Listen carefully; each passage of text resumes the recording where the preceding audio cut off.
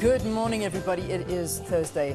It's the 22nd of October. It's lovely to be with you this morning.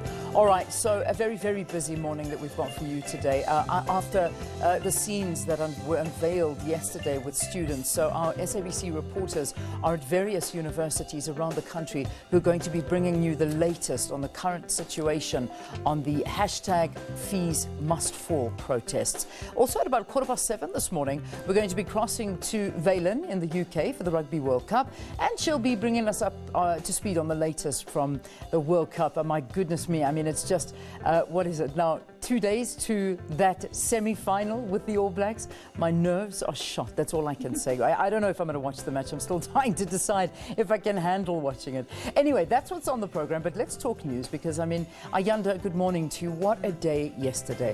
You talk about your nerves being shot at the end. It's also been an emotional roller coaster for a number of journalists, for students, I think for the country at large. And what we saw yesterday was unprecedented. There has since been a court application, I know, an interdict to try and prevent police officers from using force. We do know that the NCOP's Thandi Modise said that minimum force was used against the students who had assembled in Parliament. However, the parents and some other stakeholders went to court to try and apply for an interdict to prevent even the use of that minimum force, if it was considered a minimum, and also to try and make sure that it was declared unconstitutional. So we're taking a look at the legal aspects a little bit this morning, but also focusing by and large on what we saw on our screens yesterday. A very sad day yesterday. It really was. Many calling it somewhat of a revolution from our students here in this year of 2015, fighting for a better education and wanting to move themselves forward. But there's more to that story, and we're going to bring you all of the different angles with that analysis on the program. All right, let's find out what the weather holds in store for us. I wasn't in Joburg yesterday, so I didn't see that big downpour. I was actually in KZN, and it was nice and hot and balmy there. So you tell me what's happening, Teti. How's it looking around the country?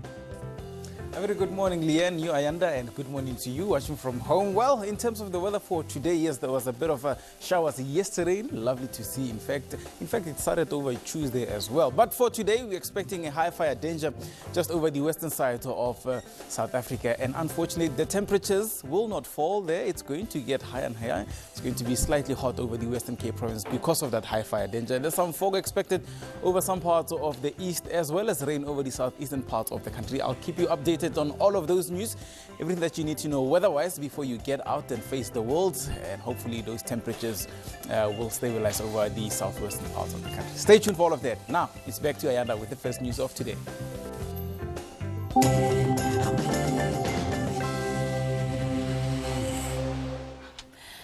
Thank you so much, Tsietsi. Let's take a look at the latest news now. The Western Cape High Court will this morning deliver judgment on an interdict application brought on behalf of protesting university students against the police. Various applicants, including parents, approached the court late last night to have the action taken by police during the protest ruled as unconstitutional. It follows yesterday's events where riot police used force to disperse protesting students after they had stormed the parliamentary precinct. UCT and Cape Peninsula of Technology students who participated in the Fees Must Fall campaign are now calling on the court to protect them. They want the court to declare the police's actions unlawful. The applicants also want to bar police from using stun grenades, batons and tear gas against protesting students. It's not yet clear when those arrested will appear in court. All right, let's get an update on the student protests now. We speak to our journalist, Abria Barbria, reporting live from Parliament. Abria, talk to us a little bit about what happened overnight. Good morning. Yes, what happened overnight was that apparently there were masses of parents, lawyers, all kinds of support from all sectors of society at the courts with the students who had been arrested. If you had been following social media, a call had gone out to anybody with any kind of legal background to come to court to assist these students. Some of them did not have legal representation, but by the end of the evening, a plan was made. 23 of those students have thus far been released. We understand that another 6 of them are still behind bars. Some of the students, of course, come from high-profile families, one of them being the grandson of Phyllis Naidu, a well-known ANC activist Also, we have the son of Reverend Frank Chikane. We have the son of a very well-known lawyer in South Africa, Advocate Trengrove. So there are, there are big names out there who are fighting along. Also, who have now supported the students, academics. Hundreds of academics have apparently sent a letter to the Minister of Higher Education voicing their support for the students, saying that they understand their plight. But basically what I've been seeing overnight is just support from all sectors. Yes, there have been some complaints about unruly behavior by students. We did have some of that, but overall the protest did seem to be quite peaceful, and the police have come under heavy criticism. At least one constitutional law expert, Pierre de Vos, released a statement saying that under the Gatherings Act, if I have it correctly, the way the police responded was actually not appropriate. He mapped out exactly what the steps are that the SAPS is supposed to take under these kinds of circumstances. But of course, Parliament is not known as the People's Parliament for nothing. And that's another argument that's come to the fore, is that this place over here, its doors should be open to whomever wants to come in and partake. That's why it's known as the People's Parliament. So that argument is raging as well, that these students came in as citizens, and because the protest was largely peaceful, the police's actions are now being heavily scrutinized. We do also understand officials are saying that the march was illegal and that the students had not obtained the required permission for them to gather in that fashion around the parliamentary precinct. What do we know about that? And more importantly, what do we know about the charges that those who had gathered there are facing? We're hearing rumors of treason charges. We're hearing some saying that that's not correct. What do we know about the charges, and what do we know about the nature of the gathering? Okay, I'm not sure if I heard the question correctly, but what I can tell you is the Hawks have disputed. They've tried to clarify that these allegations of treason charges. They said no, treason is not what's being investigated. Trespassing, however, that is one of the charges on the table. In terms of applications that the students made for this march, as far as I'm concerned, according to my knowledge, there was no application, because this did seem to be something that just came off the back of the minister's speech. They took the opportunity, they grabbed the opportunity when they saw it to come to Parliament, knowing that the Minister of Higher Education would be here. So it did come across, even though the Fees Must Fall campaign has been going on for more than a week, what happened yesterday did seem to be an impromptu march to Parliament. Abra, lastly, we have heard from Ms. Thando Modise saying that they had made sure that minimum force was used against students. We're seeing some of the visuals as you speak now of yesterday, one individual being hurt, their blood running from his nose. What do we know about the level of force that was used, number one? Number two, how many were injured? Do you know what? In 2014, at the start of the 5th Parliament, when everything erupted between the EFF and Parliament, we used terms like unprecedented force, images that have never been seen before at Parliament. But what I personally saw yesterday, that can truly be termed as unprecedented. I don't know if the word revolution is the right word to use at this point, but it did feel like the start of something big. And the force that I saw used yesterday, it was scary. It did seem a little bit unnecessary compared to the kind of action coming from the students. As I mentioned earlier on, there were a few students who did try to take chances. I mean, us as journalists, we had to duck bricks, we had to duck various missiles. We were there in the middle of it, so we saw action from both sides. But just my own analysis, the force did seem to be a little bit unnecessary. And just the last part of that question, Abra, injuries. Do we know how many students were hurt?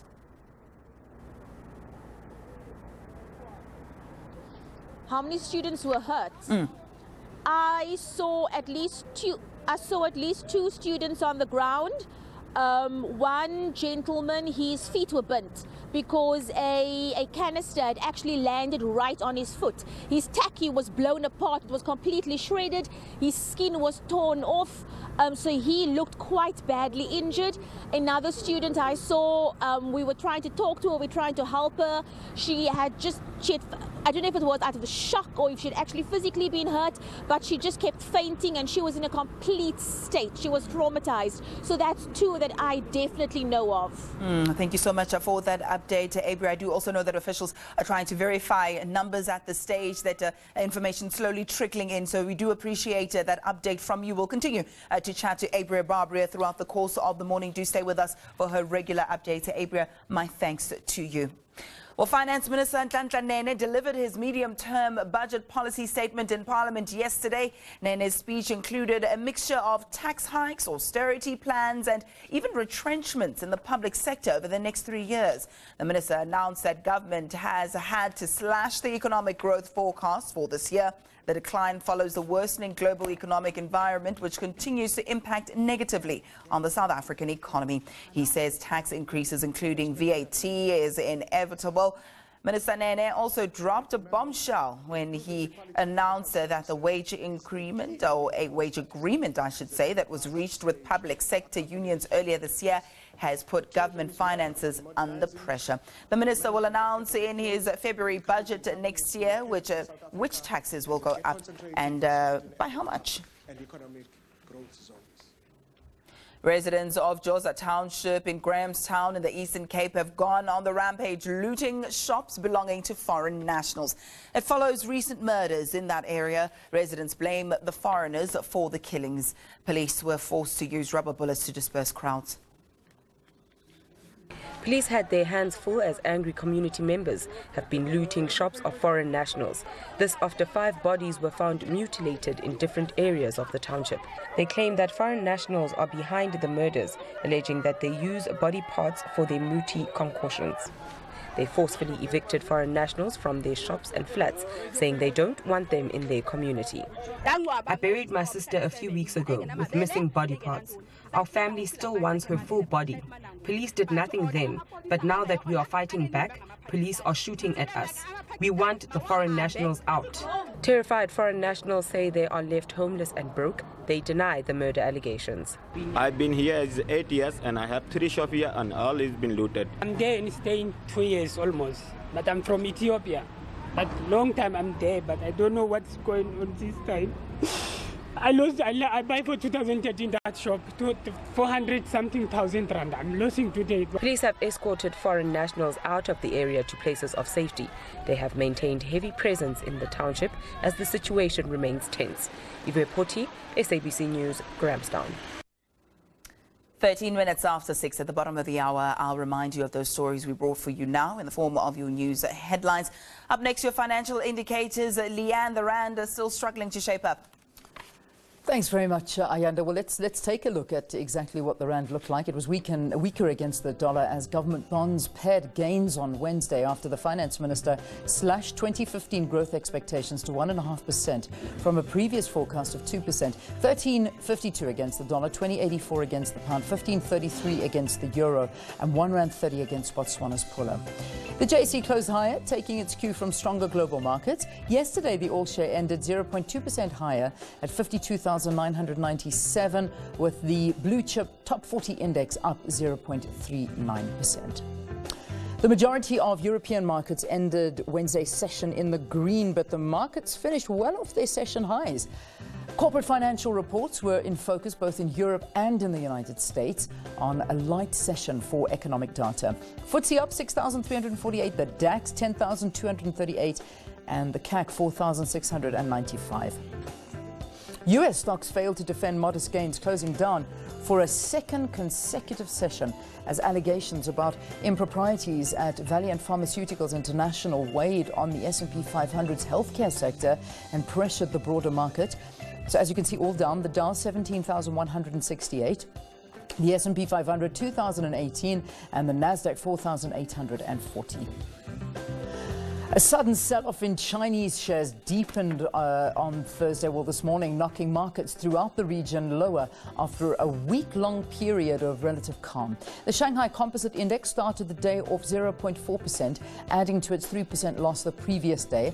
Hong Kong's Hang Seng Index slipped 0.8% with the market reopening after a holiday on Wednesday. So the Nikkei up at 18,565, the Hang Seng down 22,794, and the Kospi down at 2,031.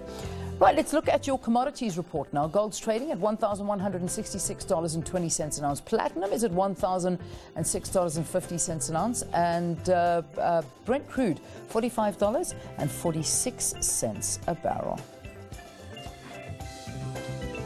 All right, there you go. That's the end of our news for now. We've got some headlines for you coming at 6:30 here on the program.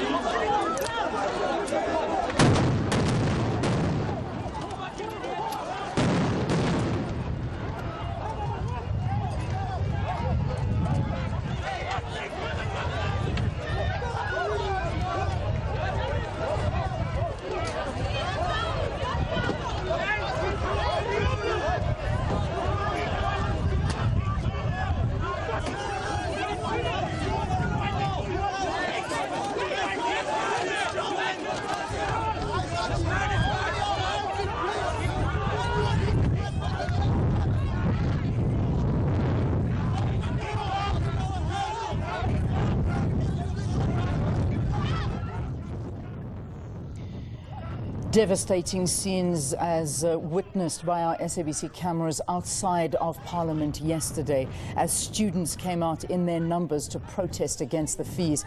These visuals, of course, captured by our cameras, and really devastating scenes. If you look at every single newspaper, every single television station, every single radio station, that's all anybody is talking about this morning. What happened outside of Parliament, not necessarily only what happened outside of Parliament, but of course, this is spreading to all of the universities around South Africa as well. But these visuals are very defiant students just wanting an education.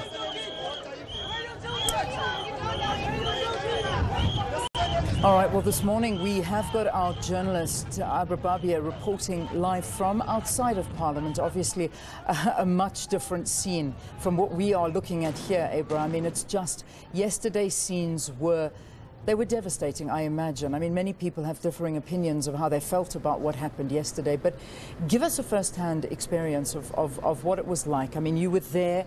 What was the sense like for you as a reporter witnessing what was going on outside the gates of Parliament and inside the precinct? Good morning, Leanne. I suppose I'm going to echo the sentiments of many of my other colleagues who were all on the ground working very hard in the midst of all of this, dodging missiles, dodging stun grenades as well. And what I can tell you is that at the time that this all happened, I was sitting in the newsroom because I, of course, had been working on another story. I was sitting in the newsroom. We heard the chaos outside because as the SABC, we have a vantage point in Parliament in terms of where we visuals. I ran out into the balcony and I just saw thousands and thousands of students below me running through Parliament, and I was so shocked. I didn't know what to do at that point. I then just ran back into the newsroom. I grabbed a colleague. I said, get a camera. We need to get down there now.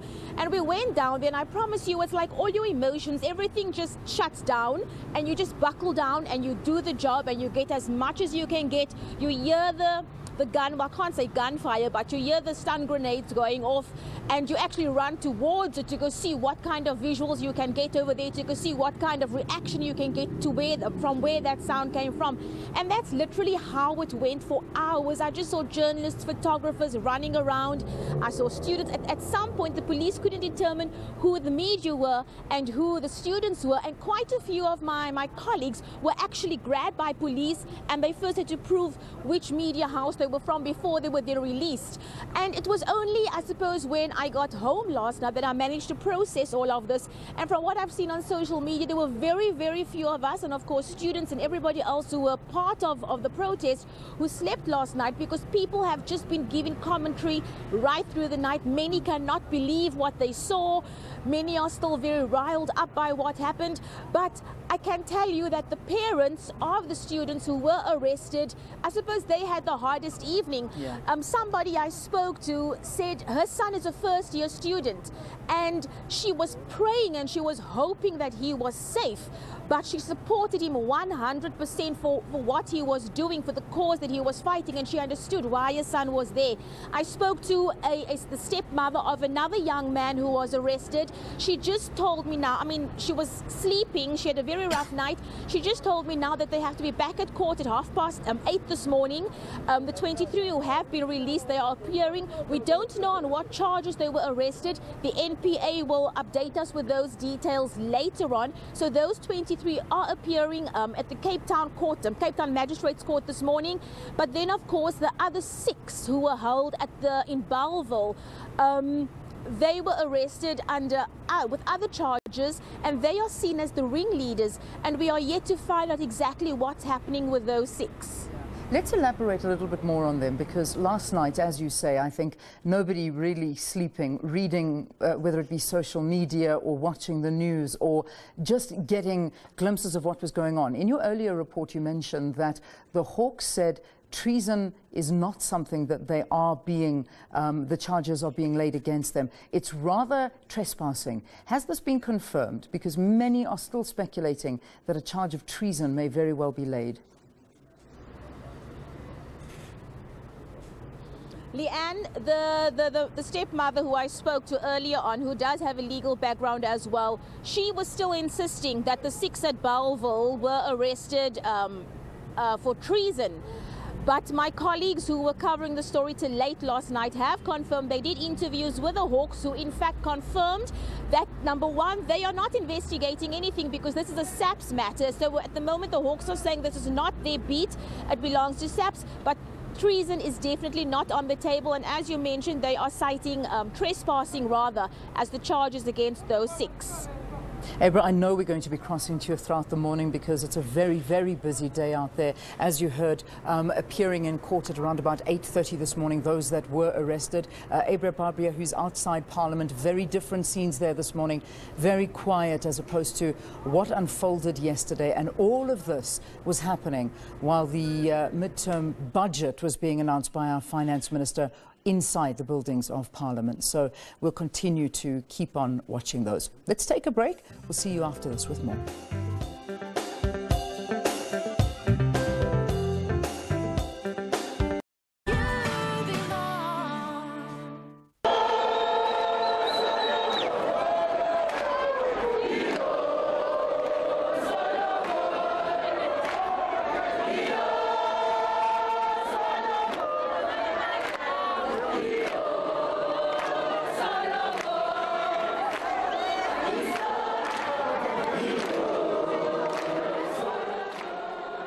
All right, we keep bringing you scenes from yesterday, reliving the events that happened in the streets outside of Parliament. And it really was where we witnessed, I beg your pardon, this is actually footage from Johannesburg that was taken. Now, as you do know, this is something that is happening nationwide, but these scenes that you're seeing were in the streets of Joburg, I suppose around the Braamfontein area by Wits University. But the scenes that we saw outside of Parliament yesterday were witnessed when they attempted to disrupt Finance Minister Nhlanhla Nene's midterm budget that he delivered in Parliament. Now, this comes after South Africa's universities have been brought to a standstill by ongoing student protests. This week, students also rejected the Higher Education and Training Minister Blade Nzimande's proposed a 6% cap on university fees increases for 2016. Let's get a little bit of analysis on this now. And we're joined from our Pretoria studio by Somadoda Fikeni, a political and social analyst. Somadoda, it's good to have you on the program. Welcome to Morning Live. Thank you, Leanne. Now, yesterday, I'm not sure, you know, I don't think anybody watched on yesterday without feeling a really sense that something big is happening in this country. We saw violent scenes of students protesting outside of Parliament. Somadede, what do you make of them? I mean, they're attempting to disrupt Finance Minister Nhlanhla Nene's midterm budget in Parliament. What are we reading into this? What is happening is what has been happening for many years in the historically disadvantaged universities, but these were isolated. But for the first time, you do have a coordinated action which brings together different political formations on a common issue of student financial and economic pressures. And that in itself is unprecedented on the scale in the recent past. But it's also in addition to other cumulative pressures, the cost of living, unemployment, poverty, all those grinding very hard on the population at the time when the state itself seemed to have very limited resources. What do you believe are the root causes of these protests? I mean, a lot of them, obviously, we're talking about high fees. That really is the big issue here. But is there more at play? Is this political? To the extent that initially you had the students calling for transformation in historically wide universities, it mobilized students and gave them a foretaste of them being organized across the country, the Rhodes Must Fall campaign. But now that translated into the issue which is even more pressing, the financial and economic pressures. But not only that, remember that almost all the social ills, the economic challenges in the country, the youth are the ones who are bearing the brunt of that more than any other segment of the population. So this is more at play. You have the political dimension, but you also have the material conditions of students, which have been worsening over time. Yeah, I mean, I've been reading some of the analysis that's been taking place today in newspapers and the whole of yesterday, actually. I mean, some of the figures being bandied about showing that in order for a student to get a 4-year degree, obviously differing on the degree, I mean, this is an analysis, I imagine, of more of a science degree, it could cost in excess of 1.2 million rand. For a university student to walk away with a degree and become a professional. I mean, are these the numbers we're looking at? These are the numbers, but worse still is the fact that every year some of them have been increasing way above your inflation rate. And not only that, NSFAS has been struggling to assist those most vulnerable. And even where such assistance is given at times, you find that they may have tuition fee, but they may not have money for transport or food, which makes it very difficult for those to get through the system. And some of them drop out, hence the throughput rate tend to be very poor, especially in the most vulnerable institutions and for the most vulnerable categories of students. Yeah, I mean, you know, we hear figures like this, and the average, never mind the average, the above average South African would struggle to let their child get a degree. Let's look at other countries that, look, what our students are fighting for right now, and they keep emphasizing they're not asking necessarily for free tertiary education at this point. What they're wanting is a 0% hike when it comes to the next year's study fees. But we'll look at both of these issues, but let's talk free tertiary education. Can South Africa afford this? Well, there was a moment where one would say South Africa could easily afford free education, but at this particular point in time, they would have to take some drastic steps to reprioritize, but most importantly, reducing inefficiencies in the system as well as those corruption, tendencies. Because if you look at irregular expenditure, if you look at wasteful expenditure, it comes to billions if you look at the Auditor General's reports every year.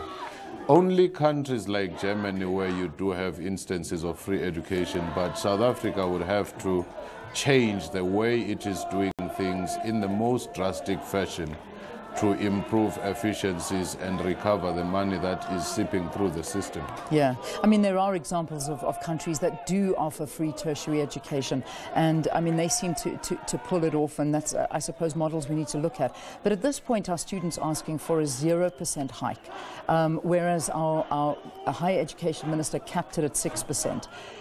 Can this be done? Can we offer a 0% hike? I do think that that can be a possibility, because universities will also have to look very carefully into their costing and pricing system. Investigation into why operational costs seem to jump sometimes 20%, when in actual fact the CPI is at 4, 5, 6%. Those are some of the things that one would have to look at. But the private sector, though, has to come on board, because I doubt universities alone with their reserves, those which have reserves, or the government alone can make the turnaround in such a short space of time. Very quickly, very, very quickly, we saw nothing being handed from the medium-term budget yesterday to this cause. Do you think this is even going to, it's going to further deepen the crisis? It may deepen the crisis if the president, the cabinet, doesn't immediately convene to deal with this matter and find ways of alleviating pressures on the students. Let's leave it there. Thank you so much for talking to us here on the program. Political and social analyst Somadora Fikeni talking to us from our Pretoria studios there. The latest coming in is the ANC will meet with youth and student leaders to discuss the ongoing Fees Must Fall campaign that has hit universities around the country. We'll get more of that in our news, and that'll be happening at 7 o'clock. Stay tuned.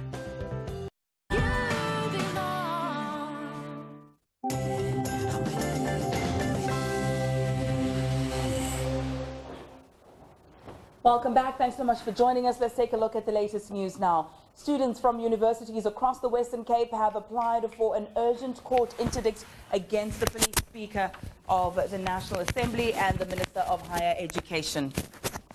I do apologize, I seem to have misplaced my mic, but yep, let's take a look at that story once again.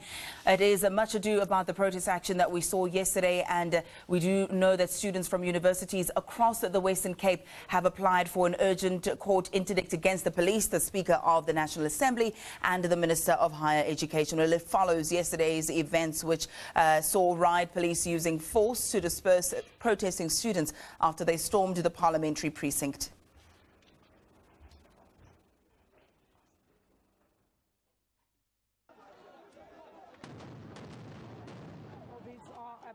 Live visuals coming in. A tense day of running battles between irate students and public order police. Students are now calling on the court to protect them, and their claims of being manhandled by police officers have forced them to seek justice. Judgment in the matter is expected today. What we will be doing later on is to lead actual evidence from some of the student protesters. They'll be detailing the rights violations that they faced, and the state attorney council on behalf of the Minister of Police will have an opportunity to lead evidence from their side, of course, and to put before the judge why they believe an order is not warranted or should not be granted. Concerned parents too are part of the urgent application. We called the Legal Resource Centre, and we thought it's necessary to discuss the possibility of a restraining order on the police. Students at a residence at CPUT, not far from Parliament, say police also used force at the residence. All the students from all the universities, they came inside, and then they fired guns and everything, like grenades and everything, and they tear gases, and other students ran out inside the building. Yes, outside and inside and up there on top. Last night, 23 students were released from the Cape Town police station, while 6 others remained in custody in Bellville. There are allegations as well that are going about that this is the Hawks that have arrested them, and they are going to face charges of treason. We want to refute those allegations.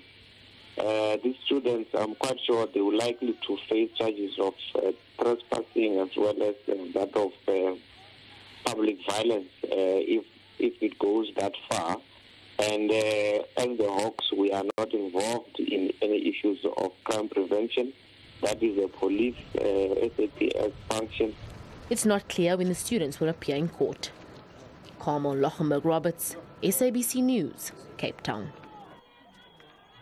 All right, let's get a little bit more on the story there, the court action. We cross live to our journalist, Abra Barbara. Abra, perhaps let's stray a little bit away from the legal matters. We did speak about that at 6 o'clock. Let's focus more on whether or not there's any indication at the moment of what is expected to happen today.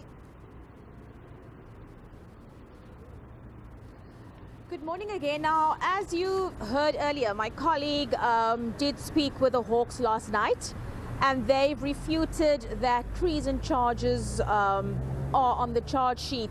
I've just received further information. One of the lawyers representing the 6 who were held at Bellville overnight has in fact confirmed that treason is one of the charges put to his client.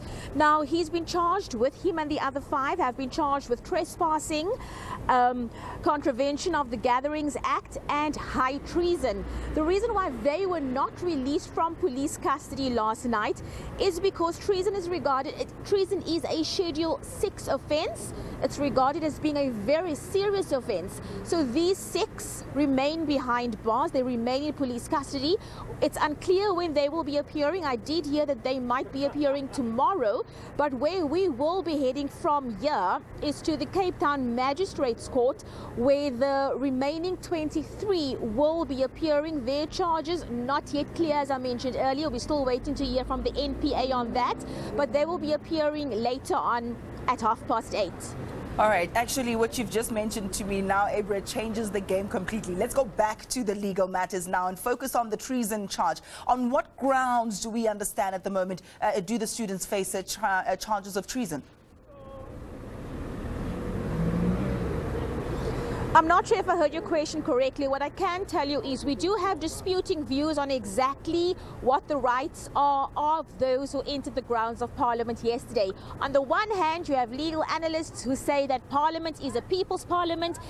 Everybody should have access to it, and the steps taken by the police were not the correct steps in terms of the force used against them and in terms of how often the students were warned. That is the one argument, that the actions by the police yesterday were illegal and unethical. On the other hand, Parliament is a national key point, so it's governed by a whole set of other laws, and these students in fact did not have a permit to protest yesterday.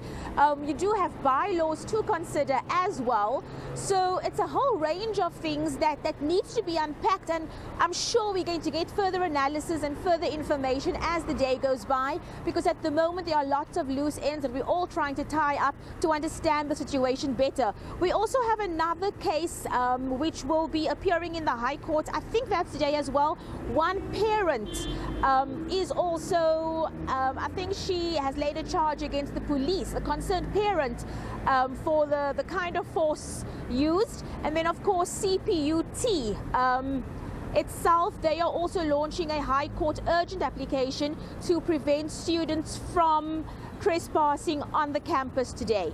We'll have to leave it there, at least for now. Abra, my thanks to you for that update. It is a bit of a game changer, I'd say. The plot thickens, and we will be keeping a close watch on all those legal proceedings, as well as what's expected, not only in the mother city, but across the country. As you know, those protests have spread far and wide. Well, meanwhile, the chaos which broke out when students charged into the parliamentary precinct was a first for the country. The crowd demanded to see Higher Education Minister Dr. Blade Nzimande calling for a 0% increase in tuition fees next year. Police look to gain control over thousands of students. Minutes earlier, they'd forced their way through Parliament's gates. But police were having none of it. All I do is ask for a police officer's name and they want to arrest me. All we want to do is talk to Blade Nzimande, asking about fees. And then there came one white officer, one solitary white officer, who was never here, Are you Frank Chikane? Yes, I am. Oh yeah? Yeah, fuck. So what do you think about what's going on? It doesn't really matter what I think. It's about fees. It's about fees decreasing. It's about the idea that one white officer. Why are you twisting my arm? I'm just talking. Calm down. This student was lucky to escape injury, unlike another who was nearly trampled as students fled even more stun grenades. It seems most students were oblivious to the legal consequences of forcing their way into Parliament. The thing is, we've been striking the whole week and nothing's been done about it, and we know that Plains Emmanuel will be in Parliament today, so we're here to talk to him directly. It's for a good cause. They need to listen. It's about time they started listening to us. And this is the only language they're willing to understand. Police eventually succeeded in pushing them out, but they retaliated by pelting the police with stones. Minister Nzimande complied to the students' demands to address them, but he did not receive much appreciation for it.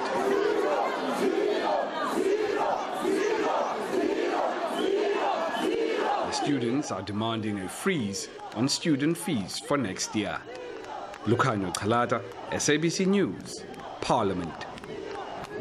The student protests delayed Finance Minister Nhlanhla Nene's delivery of his medium-term budget policy statement. The minister's speech included a mixture of tax hikes, austerity plans and even retrenchments in the public sector over the next 3 years. Nene announced that government has had to slash the economic growth forecast for this year. The decline follows the worsening global economic environment, which continues to impact negatively on the South African economy. He says tax increases, including VAT, is inevitable. Minister Nene also dropped a bombshell when he announced that the wage agreement that was reached with the public sector unions earlier this year has put government finances under pressure. The minister will announce in his February budget next year which taxes will go up and by how much. President Jacob Zuma and his Mozambican counterpart Filipe Nyusi will hold bilateral talks in Pretoria this morning. President Nyusi is on his first state visit to South Africa since assuming office in January this year. Minister of International Relations and Cooperation Maitengwana Mashabane welcomed him yesterday. Mozambique's President Filipe Nyusi comes to South Africa for the first time at the invitation of President Jacob Zuma. President Zuma has already been to Mozambique twice in 2015. During one of his visits in September, President Zuma unveiled a monument honoring freedom fighters killed in Mozambique by the apartheid regime. A few weeks ago, His Excellency President Zuma was invited by President Nyusi for a very moving ceremony of the inauguration of Matola Monument, which the two countries jointly built, where we lost several of our freedom fighters. Mozambique is South Africa's biggest trading partner in Africa. South Africa imports from Mozambique totaled over 11 billion rand, while exports to Mozambique brought in over 30 billion into the country's economy. Now Mozambique's president has been invited to South Africa to further deepen cooperation between both countries. International Relations and Cooperations Minister Maitengwana Mashabane says both countries continue to enjoy cordial relations despite a Mozambican national being brutally killed during the xenophobic violence which erupted in South Africa earlier this year. When we have challenges of insecurity, we need to work together to resolve that. Thursday's state visit was preceded by a ministerial meeting which was held on Wednesday. Dumala Mohlaudi, SABC News, Waterkloof Air Force Base. 12 minutes after 7. That's how we wrap up your 7 o'clock news update. I'll have headlines for you at the bottom of the hour.